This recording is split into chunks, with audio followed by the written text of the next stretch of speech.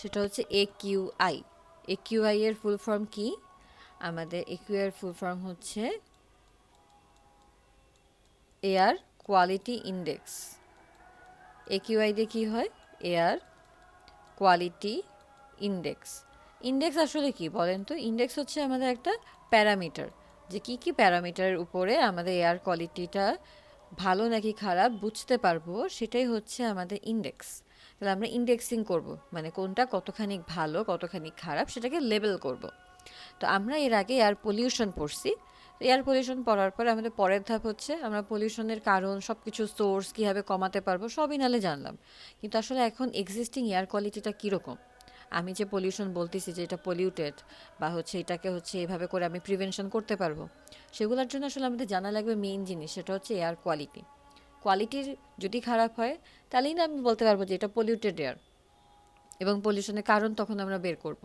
কিন্তু কোয়ালিটি যদি ভালো হয় তাহলে বুঝবো যে হ্যাঁ, এটা তো বসবাসের যোগ্য ভালো কোয়ালিটির এয়ার, এখানে তো মানুষ হচ্ছে এই কোয়ালিটির এয়ার যদি হচ্ছে ইনহেল করে কোনো সমস্যা নেই। তো আমাদের এই এয়ার কোয়ালিটিটা জানা লাগবে। তো এই কোয়ালিটিটা বের করার জন্য কিছু ক্রাইটেরিয়া আছে, এবং কিছুভাবে এটাকে হচ্ছে আমরা বের করতে পারি ম্যাথমেটিক্যাল টার্ম দিয়ে। আচ্ছা, দেখেন, এটা আমি যে রিপোর্টটা আপনাদের বলতেছি, দেখেন সেটা হচ্ছে ইউএস ইপিএ। ইপিএ কি? এনভায়রনমেন্টাল প্রোটেকশন এজেন্সি, সারা ওয়ার্ল্ড ওয়াইডে ইউএস ইপিএ। ইউএস ইপিএ এই ফরম্যাটটা এবার এর গাইডলাইনটা আসলে ফলো করে আমাদের যে কোনো ধরনের এনভায়রনমেন্টের যে কোনো কিছু বের করার জন্য। আমার কথা কি শোনা যাচ্ছে? জি ম্যাম।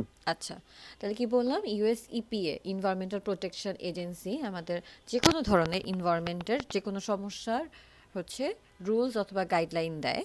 তো সেটারই একটা রিপোর্ট, যেটা ডিসেম্বর 1998 সালে প্রকাশিত হয়েছে। সেখানে রিপোর্টটা কি সেটা নিয়ে আমরা একটু দেখি। সেখানে বলছে যে আমাদের কিছু মানে গাইডলাইনের ভিতরে কিছু ভ্যালু আছে, যে আমাদের এয়ার কোয়ালিটির ভ্যালু যদি 0 থেকে 50, মানে পলিউটেন্টের পরিমাণ 0 থেকে 50 থাকে, বা এয়ার পলিউটেন্ট যে ইন্ডেক্সটা হবে সেটা যদি 0 থেকে 50-এর মধ্যে থাকে, তাহলে সেটাকে আমি বলতেছি গুড এয়ার। আর সেটার কালার কী দিয়ে প্রকাশ করতেছি? গ্রিন। আচ্ছা, যদি 51 থেকে 100 থাকে সেটা হচ্ছে মডারেট এয়ার। 101 থেকে 150 থাকলে সেটা আনহেলদি ফর সেন্সিটিভ গ্রুপস, মানে কিছু গ্রুপের জন্য, ধরেন একদম ছোট বাচ্চা বা একদম বয়স্ক মানুষের জন্য সেটা আনহেলদি। আর যদি আমাদের পলিউটেন্টের ভ্যালু 151 থেকে 200 থাকে, সেটা পুরাটাই সবার জন্যই আনহেলদি। 201 থেকে 300 থাকলে ভেরি আনহেলদি। 301-এর বেশি হলে হ্যাজার্ডাস, মানে এটা আসলে এখানে মানুষ থাকতেই পারবে না এরকম। এখন আমাদের এই পিএসআই বা কি পলিউটেন্টের যে ইন্ডেক্সিংটা আছে সেটা আসলে কিভাবে কি করব, সেটাই হচ্ছে আমাদের বিষয়। এখানে কিছু কালারের ক্রাইটেরিয়া আছে, আমি যেখান থেকে কালার ক্রাইটেরিয়াটা বলবো সেখান থেকে পড়বেন, নট এই এই রিপোর্ট। আমরা বাংলাদেশের গাইডলাইনটা ফলো করব। এটা তো ইউএসইপিএ বলছে, আমরা বাংলাদেশের সরকার পরিবেশ অধিদপ্তর একটা হচ্ছে গাইডলাইন বলছে, আমরা সেটা হচ্ছে ফলো করব। আচ্ছা, তাহলে আমরা একটু ওই গাইডলাইনটা পড়ে আসি, তারপর আমরা এখান থেকে দেখি।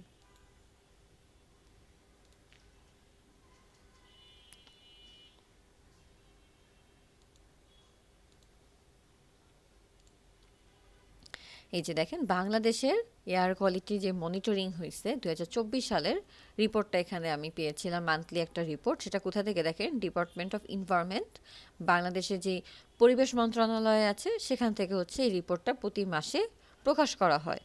সেখানে আমাদের দেখা হয় কিছু জিনিসপাতি আমাদের মনে রাখা লাগে, সেটা হচ্ছে স্ট্যান্ডার্ড ভ্যালু। ভ্যালু বের মানে ওরা হচ্ছে দিয়ে দেয় ছকে, যে আমাদের অ্যাম্বিয়েন্ট এয়ার কোয়ালিটি স্ট্যান্ডার্ডটা আসলে কী। সেটার সাপেক্ষে আমরা যে অঞ্চলগুলোকে ভাগ করতেছি সেটার লোকেশন থাকে, এবং সেখানে ইনফরমেশনগুলো থাকে যে সেটা কোনটা কীরকম। তাহলে আমরা অবশ্যই এই ছকটা হচ্ছে ফিল আপ মনে রাখবো।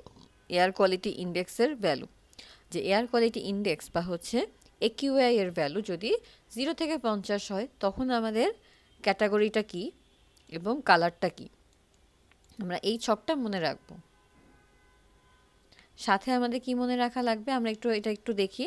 এটা কত নাম্বার পেজে আছে? 2022 সালের যে রিপোর্ট, সবাই একটু আমরা লিখে রাখি যে আমাদের হচ্ছে পিডিএফ এ লেখা আছে, দেখবেন যে 2022 সালের রিপোর্ট যেটা প্রকাশিত হচ্ছে, সেই রিপোর্ট অনুযায়ী আমাদের দুইটা ছক, টেবিল 1 আর টেবিল 2, এটা মুখস্থ এবং মনে রাখা ওখানে লাগবে। তো 2024 লেখা আছে না।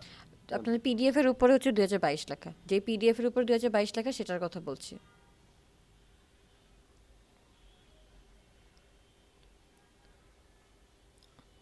দুই কেন, এটা হচ্ছে 2022 সালে এই রুলসটা হচ্ছে ইয়ে করছে, গভর্নমেন্ট হচ্ছে সংশোধনী করছে।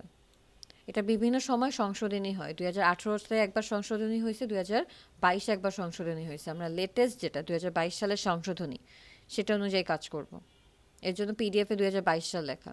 দেখেন, government of Bangladesh air pollution control রুলসের জন্য 2022 সালে কিছু স্ট্যান্ডার্ড আবার হচ্ছে কি মানে রিনিউ করছে এবং হচ্ছে রিচেক করে আমাদের টেবিল 1 এটা মুখস্থ করা লাগবে, টেবিল 2 মুখস্থ করা লাগবে।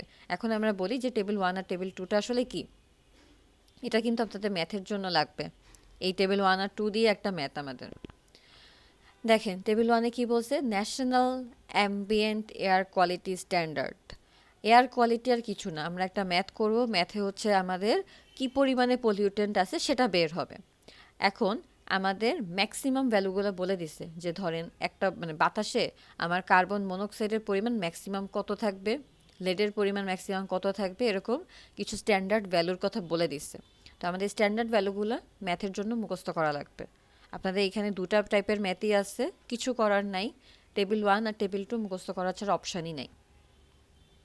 টেবিল 1-এ দেখেন আমাদের পলিউটেন্টগুলো কী কী বলছে, অনেকগুলো পলিউটেন্ট আছে, এর মধ্যে আমাদের বিবেচনার বিষয় হচ্ছে যে 5-6টা পলিউটেন্ট। সেটা কি, কার্বন মনোক্সাইড, লেড, পিবি মানে লেড, এনওএক্স, এনওএক্স মানে কি নাইট্রোজেনের যে কোনো আমাদের হচ্ছে পলিউটেন্ট, এনওএক্স, PM10, PM2.5, ওজোন আর সালফার ডাইঅক্সাইড।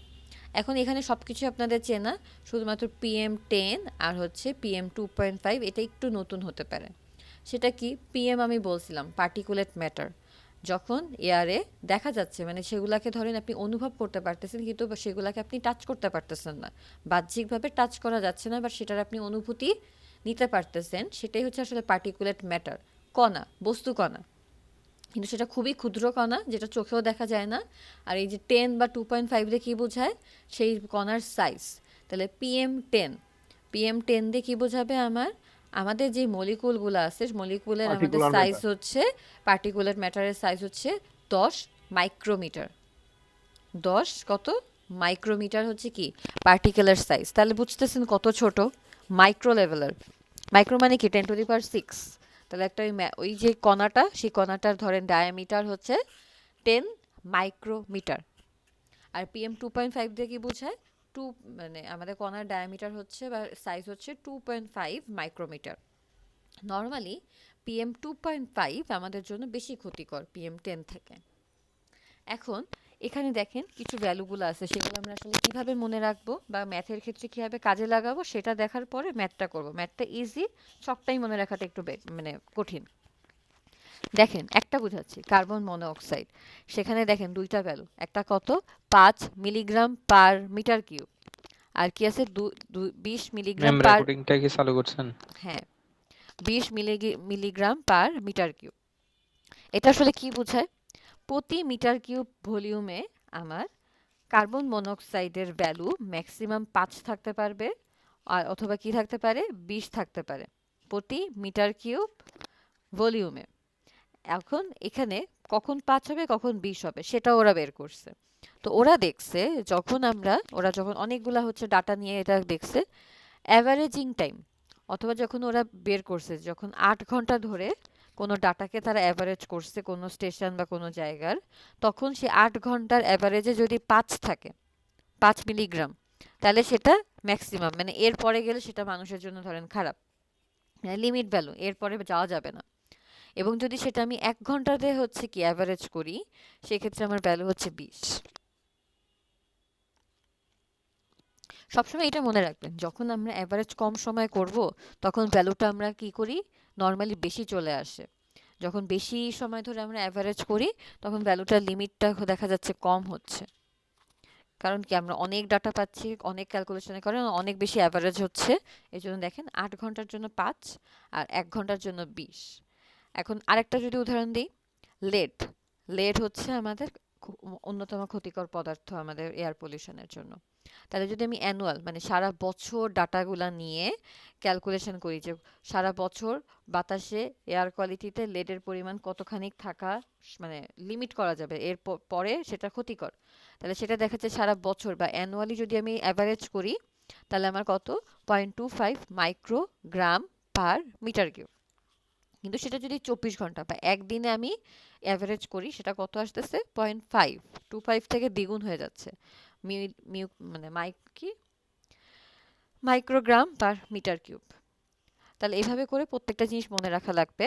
এই ক্ষেত্রে আপনাদের মনে রাখার জন্য আরেকটা বিষয় দেখেন, শুধুমাত্র আমাদের কার্বন মনোক্সাইডের ইউনিট হচ্ছে মিলিগ্রাম পার মিটার কিউব, বাকি সবগুলোর ইউনিট হচ্ছে কততে মাইক্রোগ্রাম পার মিটার কিউব। এটা একটু মনে রাখবো, শুধু আমাদের এখানে কার্বন মনোক্সাইডটাই ডিফারেন্ট, কার্বন মনোক্সাইডটাই ডিফারেন্ট, বাকি সব কিছুর এককই same, microgram per metre cube. আপনাদের কিন্তু একক সহ অ্যাভারেজিং টাইম সহ মনে রাখা লাগবে। পরীক্ষা ম্যাথ কীরকম থাকবে সেটা আমি বলতেছি। আচ্ছা, এটা আর কিছুই না, এই এই ছকটা মনে রাখা খুবই ইজি। টেবিল 2 এটা আপনাদের দুই টাইপের ম্যাথেই কাজে লাগবে। সেটা কি, আমি ধরেন এয়ার কোয়ালিটি বের করতেছি সূত্র দিয়ে, একিউআই বা এয়ার কোয়ালিটি ইন্ডেক্সের ভ্যালু বের করতেছি। এখন আমি বলবো যে আপনারা যে এয়ার কোয়ালিটি ইন্ডেক্স বের করছেন সেটার ক্যাটাগরিটা কি এবং সেটা আপনি কি কালার দিয়ে প্রকাশ করবেন, কারণ এটা আপনাদের জাজমেন্ট, ইঞ্জিনিয়ারিং জাজমেন্ট। তখন ধরেন একিউআই এর ভ্যালু আমার আসছে 105, তার মানে কি সেটা কোন লেভেলে যাচ্ছে, যে 3 নাম্বার রোতে যাচ্ছে, একিউআই এর ভ্যালু 105। তাহলে আপনারা লিখবেন যে ক্যাটাগরি হচ্ছে কশন, মানে আমাদের সতর্কতা থাকতে হবে এবং সেটার কালার কি হবে, ইয়েলো। তাহলে আমরা অবশ্যই এই টেবিলের কালারটাই মুখস্থ রাখবো এবং সেখানে আমরা একটা ম্যাথ করলে বুঝতে পারবো। তাহলে আমরা কি দিব, এয়ার কোয়ালিটি ইন্ডেক্সটা বের করার পরে সেখানে আমরা কমেন্টে দিব যে ক্যাটাগরিটা হচ্ছে কি, যেটা থাকবে সেই ক্যাটাগরিটা লিখবো, সাথে হচ্ছে কালারটাও উল্লেখ করব। এখানে আপনাদের এই পিডিএফ দেখেন 12 পেজের আছে, 12 পেজের মধ্যে আর কিছুই পড়া লাগবে না। এই পিডিএফে আর কি বলছে দেখেন, বাংলাদেশে বিভিন্ন জেলায় ওরা অনেক ডাটা হচ্ছে কি করছে, কন্টিনিউয়াস এয়ার পলিউশন বা এয়ার কোয়ালিটি মনিটর করছে। সেটা একটা স্টেশন বসাইছে বিভিন্ন জায়গায়, রংপুর, বগুড়া, টাঙ্গাইল, গাজীপুর থেকে বিভিন্ন জায়গায় বিভিন্ন দূরত্বে, এবং সেখানে প্রতিনিয়ত কন্টিনিউয়াস ডাটা, এয়ার কোয়ালিটির ডাটা হচ্ছে ওরা নিয়ে সেটাকে অ্যাভারেজ করে এই ছকগুলো আসলে প্রতিনিয়ত হচ্ছে প্রতি বছর পর দেখা যায় কি হয়, রিচেকড হয়। তো 2022 সালে এটা রিচেকড হয়েছে এবং 24 সালে সেই ডাটাটার একটা রিপোর্ট আমি পাইছি। এই যে দেখেন বিভিন্ন লঙ্গিটিউড আর ল্যাটিটিউডে আমাদের ভ্যালুগুলো কীরকম হয় সেটা, এগুলো আমাদের পড়ার কোনো দরকার নাই। তাহলে আমরা এই পিডিএফ থেকে শুধুমাত্র একটা পেজই পড়বো। কত নাম্বার পেজ, এই যে টেবিল 1 আর 2, আর কিচ্ছু না। ঠিক আছে, 2022 সালের যে পিডিএফটা লেখা আছে পিডিএফ এর নামে, সেখানে আমি টেবিল 1 আর 2 ছাড়া আর কিছুই পড়বো না। এটুকু কি ক্লিয়ার? Okay ma'am. আচ্ছা, এটুকু ক্লিয়ার থাকলে আমরা এটার একটা ম্যাথ করে ফেলি, তাহলে আমাদের দুই টাইপের মধ্যে একটা টাইপের ম্যাথ কমপ্লিট হয়ে যাবে।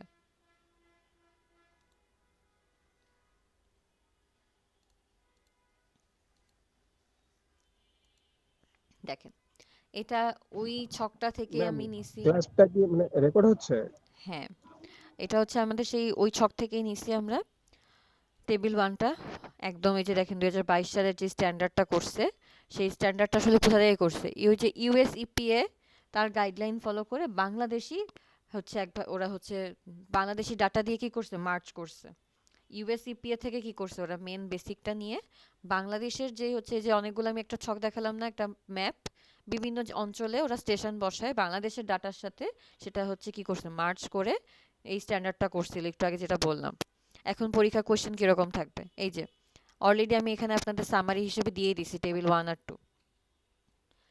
এখন সূত্র আছে আমাদের এয়ার কোয়ালিটি বা একিউআই এর ভ্যালু বের করা। সূত্রটা কি, সূত্রটা হচ্ছে পলিউটেন্টের ডাটা রিডিং, মানে হচ্ছে আমার কাছে ধরেন একটা ডিভাইস আছে, সেখানে আমি ডাটা পাবো যে কি পরিমাণে পলিউটেন্টের রিডিংটা আসছে বা কি পরিমাণ পলিউটেন্টের পরিমাণ, সেই পরিমাণটা পাবো, পরিমাণ divided by standard value into 1000, sorry into 100। এটা করলে আমি কি পাচ্ছি, একিউআই বা এয়ার কোয়ালিটি ইন্ডেক্সের ভ্যালুটা পেয়ে যাচ্ছি।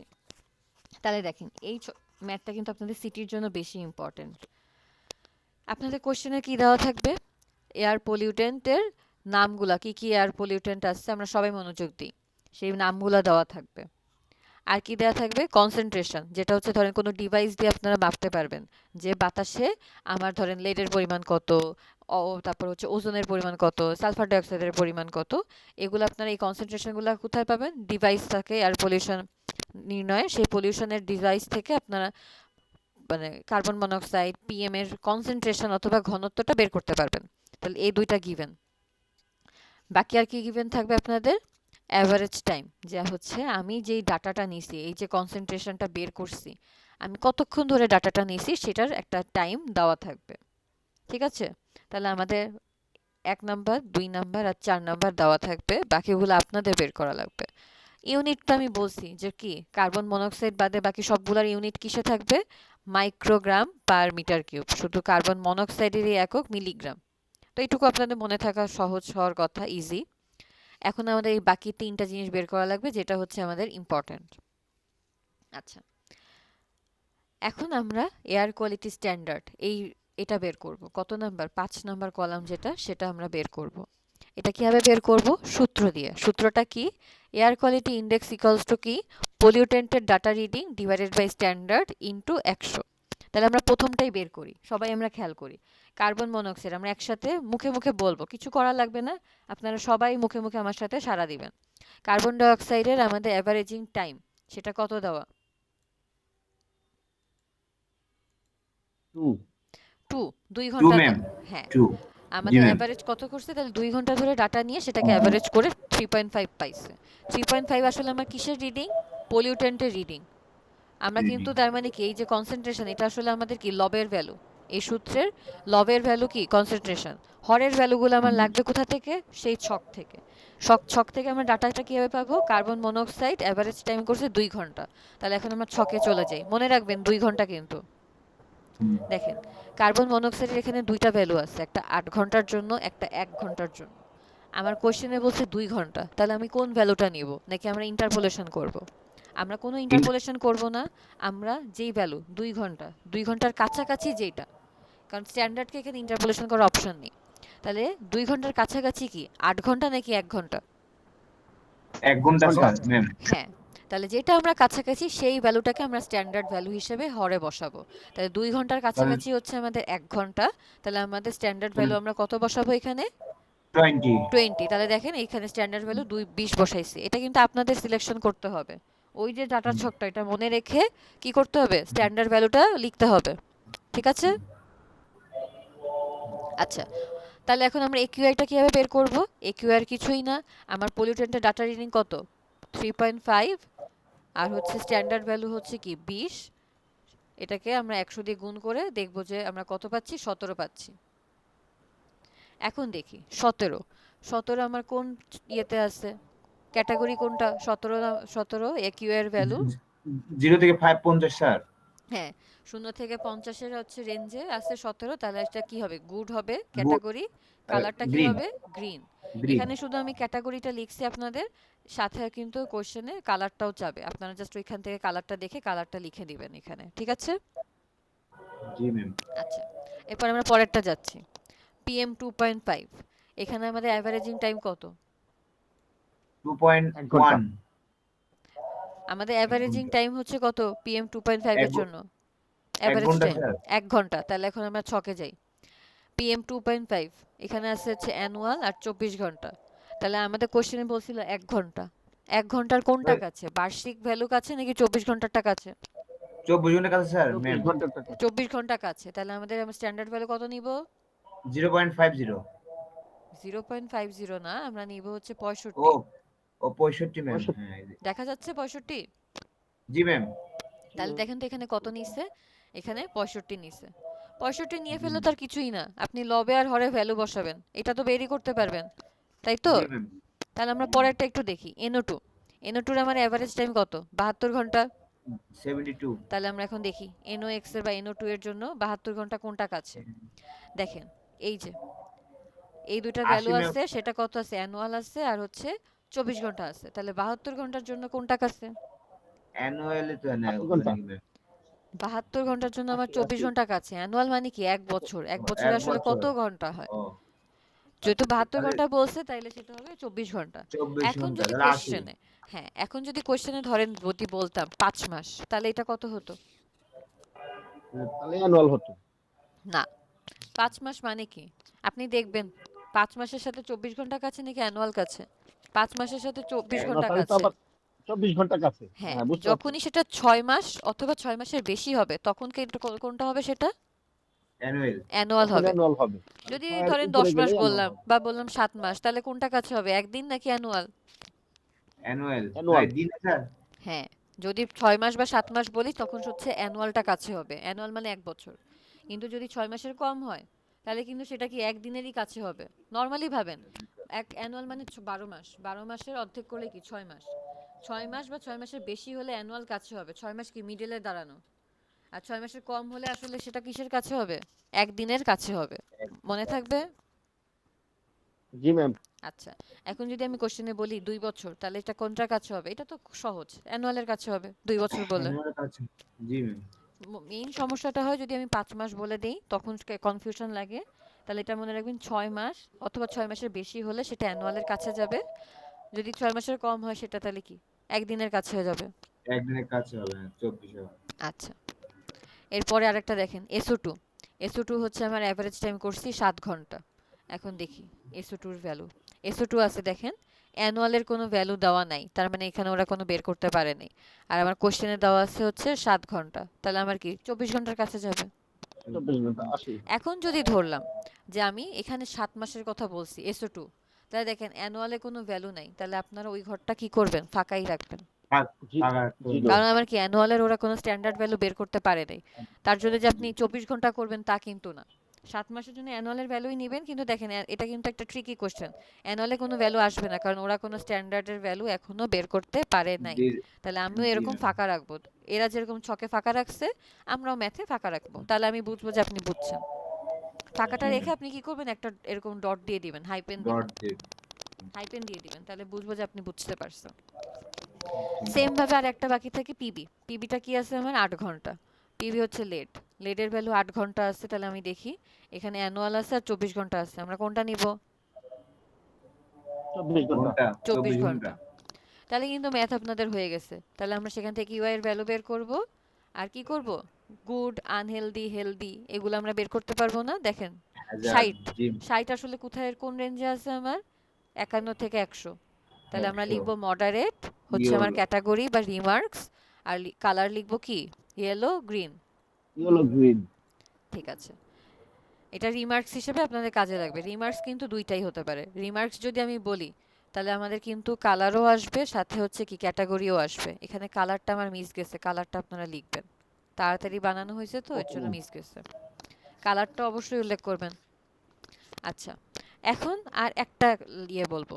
ধরেন আমি এখানে একটা ভ্যালু দিলাম, সেই ভ্যালুটা হচ্ছে আমাদের আর্সেনিক। আর্সেনিকের ভ্যালু আমি দিয়ে দিলাম, কনসেন্ট্রেশন ধরলাম 10, অ্যাভারেজিং টাইম আমি দিয়ে দিলাম 24 ঘন্টা আর্সেনিকের। এখন দেখি ছকে কি আর্সেনিক আছে আমার, এই 1 নম্বর ছকে একটু সবাই দেখি তো। 1 নম্বর ছকে কি আমাদের আর্সেনিক আছে? নাই তো ম্যাম। তাহলে এখন আমি নাই তো, ম্যাম। আমি তো এখানে দিলাম যে কোশ্চেনে যে আর্সেনিক, আমার আর্সেনিকের কনসেন্ট্রেশন আমি বের করছি। তাহলে কি আমি এখানে এয়ার কোয়ালিটি স্ট্যান্ডার্ডের কোনো ভ্যালু পাবো? না ম্যাম, ওখানে ডট থাকবে ম্যাম, না ডট। ম্যাম। Very good. তাহলে দেখেন এটা কিভাবে লিখবেন আপনারা, তখন আপনারা ডট এইভাবে করে দিলে ডট হবে দিয়ে দিবেন প্রত্যেকটা। জি ম্যাম। প্রত্যেকটা ঘরে আর যেগুলা। ডট রিমার্কস এ থাকা ম্যাম, সবগুলো ডট। হ্যাঁ বলেন। রিমার্কস এ কি লিখবো তাহলে সেক্ষেত্রে রিমার্কস ম্যাম? তো পুরাটাই ফাঁকা থাকবে, এরকম ডট ডট হ্যাঁ, ডট ডটই থাকবে সব জায়গায়। দেখেন আমি ডট দিছি তো, এই যে হাইপেন দিছি না, এটাই জি পুরাটা ম্যাম, জি বরাবর দিয়ে দিবেন। তার মানে কি এটার কোনো স্ট্যান্ডার্ড নাই, তো এটা আমাদের বিবেচনার করার বিষয় না। সরকার যতটুকু বিবেচনার জন্য আমাদের আনছে ততটুকুই আমরা বিবেচনা করব, সেটা কি টেবিল 1। এবং সরকার জি শুধু এটা নিজে থেকে বানায় নাই, এটা আসলে ওই ইন্টারন্যাশনাল গাইডলাইন ফলো করে এটা বানানো। ঠিক হালকা আছে, পাতলা হয়েছে স্যার। আমাদের ইউএসইপি এর সেই গাইডলাইন ফলো করেই এটা বানানো। সরকারি যেটা বলছে আমরা শুধুমাত্র এই কটারই ভ্যালু বের করব। এগুলা বাদে আমি অনেক সময় দেই এটা, যে এরকম অনেক একটা বানায় দিলাম যেটা এই ছকেই নাই, তখন কিন্তু এখানে কি করতে হবে, ফাঁকা রাখতে হবে অথবা ডট, মানে ফাঁকা তো না, ডট দিবেন। হাইপেন জি দিয়ে ম্যাম দিবেন। বুঝতে পারছি, ডট দিয়ে হাইফেন দিয়ে দেবো। আচ্ছা, এই ম্যাথে কোনো সমস্যা থাকলে বলেন, নাহলে কিন্তু আপনাদের সিটির জন্য আজকে একটা ম্যাথ করালাম, আরেকটা ম্যাথ কালকে আপনাদের ক্লাসে করাবো।